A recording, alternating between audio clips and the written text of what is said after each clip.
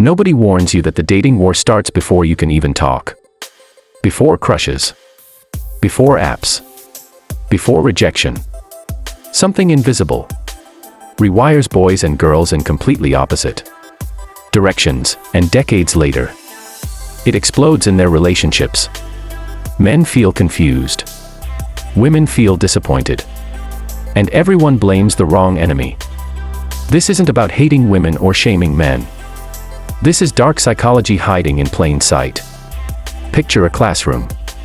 A playground. A living room. Notice who's corrected and who's excused. Who's told to wait, and who's told they're special. Tiny moments stack. Invisible lessons sink deep. By adulthood, those lessons feel like personality, but they're not. They're programming. So when a man overgives and disappears, or a woman tests and withdraws, it feels natural, inevitable. But it isn't. What if the attraction, chaos you see today was set in motion long before first dates even happened? And what if recognizing it could change everything you thought was normal forever? Here's where the conditioning quietly begins. Not with lectures. Not with rules. With reactions. A boy grabs a toy. Adults rush in, share. Be nice. Let her go first.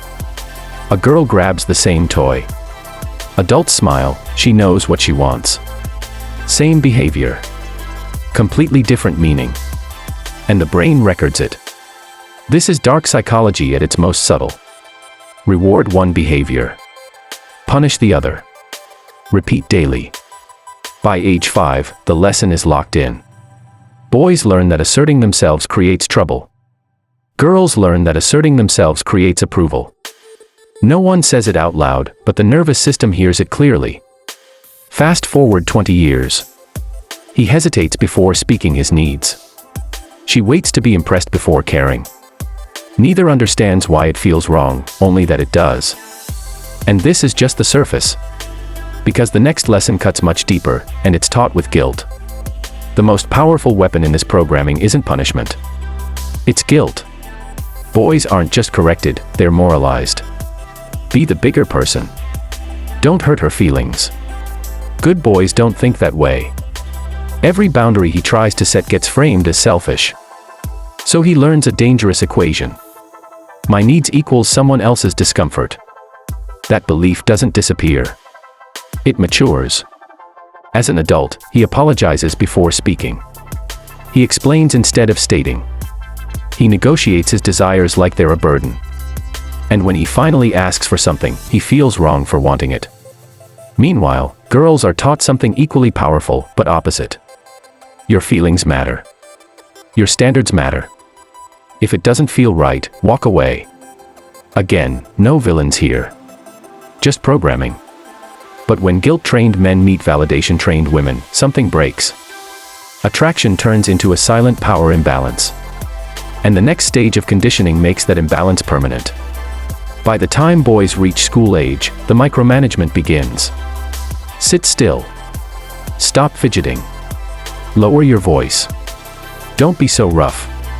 Every natural masculine impulse gets labeled a problem to fix. Competition becomes aggression. Energy becomes disruption. Confidence becomes arrogance. This is dark psychology through repetition. Correct him enough times, and he stops trying. Not because he's weak, but because resistance costs too much. So he adapts. He reads the room. He softens his edges. He learns that approval comes from compliance, not conviction. Girls experience something very different. Bossy becomes leadership. Picky becomes standards. Emotional becomes expressive. Subtle. Quiet. Constant.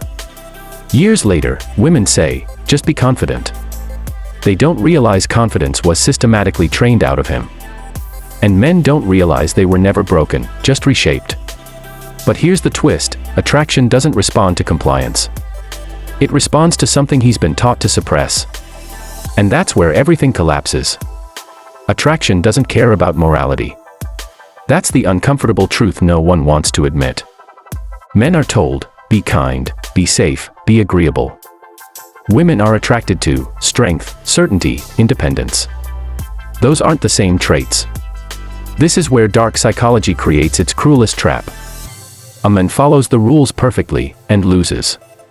Another man breaks them and wins. Not because he's better. Because he's unconditioned. The nice guy isn't actually nice. He's obedient.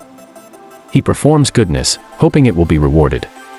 And when it isn't, he feels betrayed by reality itself. Meanwhile, the man who treats attention as optional triggers desire. Not intentionally. Instinctively. Women often don't understand it either. They believe they want one thing. But their attraction responds to something else. That contradiction creates resentment on both sides. And once resentment enters, it mutates. Because the next phase of programming teaches men something even more dangerous. Silence. Silence becomes the survival strategy. Boys learn early that expressing frustration gets punished. Crying gets mocked. Anger gets disciplined. So they shut it down. This isn't emotional maturity. It's emotional erasure. Dark psychology works best when people forget what they feel. By adulthood, many men don't lack emotions, they lack access. They sense pressure in their chest but can't name it. They feel dissatisfaction but don't know why. Women then say, he's emotionally unavailable. But unavailable implies choice. This was training. And here's the cruel paradox. When men finally open up, they're often seen as weak. When they stay closed, they're seen as distant. It's a no-win loop, engineered by mixed signals. So men retreat further inward. They stop leading. Stop initiating. Stop risking rejection. And the dating world labels them passive. But passivity wasn't born. It was installed. And the next layer of programming ensures they never question it.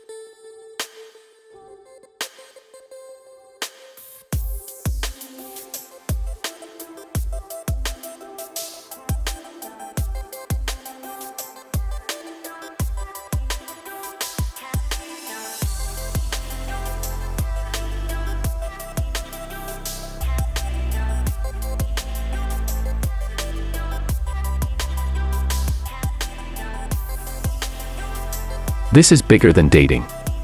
It's about identity. When men live disconnected from their core, relationships suffer. Families weaken. Children inherit confusion instead of clarity. The programming doesn't stop, it multiplies. Dark psychology teaches that unresolved patterns always pass forward. A yielding father teaches submission. An entitled mother teaches expectation. The cycle tightens. But awareness breaks inheritance. A man who reclaims his spine teaches his son boundaries without cruelty. A woman who releases entitlement teaches her daughter confidence without arrogance. That's balance. Not oppression. Not regression. The future doesn't belong to nice boys or princesses. It belongs to adults who see the system clearly and opt out. You don't need to hate the past to outgrow it. You just need the courage to stop mistaking conditioning for character. So here's the real question. Now that you see the pattern, What will you choose to pass on, and what will you finally end?